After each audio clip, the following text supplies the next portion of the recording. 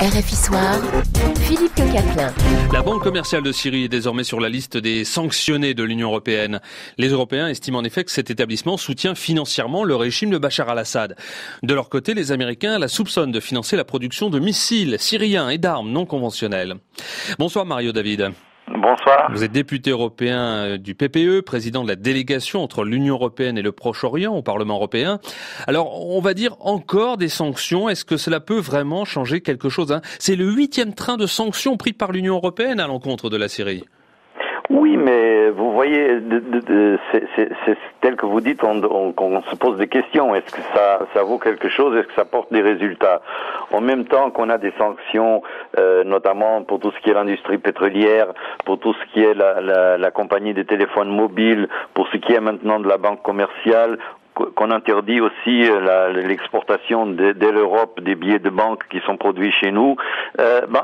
Cette même semaine, à notre grand étonnement, il y a un contrat avec Siemens, enfin je ne veux pas nommer une grande compagnie allemande, mais c'est pourtant le cas, de 305 millions d'euros pour agrandir une usine électrique. Bon, est-ce que ça fait du sens? Parce que on peut dire d'une part qu'on ne veut pas viser la population. Bien, on vise déjà la population lorsqu'on met la compagnie de téléphones mobiles, etc., dans ce même paquet, que ce soit pas simplement l'industrie pétrolière, n'est-ce pas? Alors, avec la Banque commerciale de Syrie, ce sont maintenant 19 entités syriennes qui sont sanctionnées sans résultat tangible, ai-je envie de dire, jusqu'à présent. Est-ce que ça veut dire qu'il ne faut pas revoir les choix?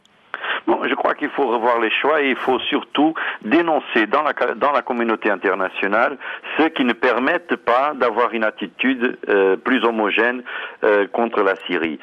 Je plaide pas pour une intervention militaire, c'est pas ça le cas. Mais lorsqu'on parle tellement d'un nouvel ordre mondial, lorsqu'on parle tout le temps des nouveaux pays émergents, des BRIC, la Russie, la Chine, l'Inde, le Brésil, et bien l'Afrique du Sud, mais regardons la résolution qui a été votée le 4 octobre, donc la semaine dernière aux Nations Unies. Tous ont ces 5 pays que j'ai nommés, ils ont soit voté contre, 2 parmi lesquels ont le droit de veto, soit ils se sont abstenus.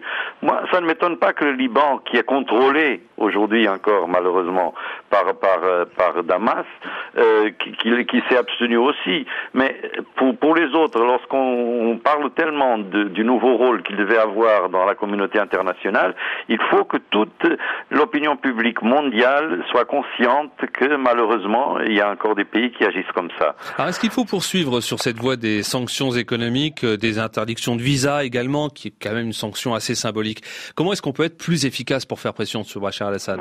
La question, c'est que je crois que on ne sera efficace contre le régime de M. Assad que le jour où toute la communauté internationale, enfin, s'il y a une exception qui s'appelle Iran, parce que Téhéran c'est quand même le grand parrain de Damas, si c'est ça le cas, ça changera pas grand-chose. Mais lorsque nous parlons, regardez, c'est l'Union européenne qui fait ça, ce sont les États-Unis qui font ça en même temps.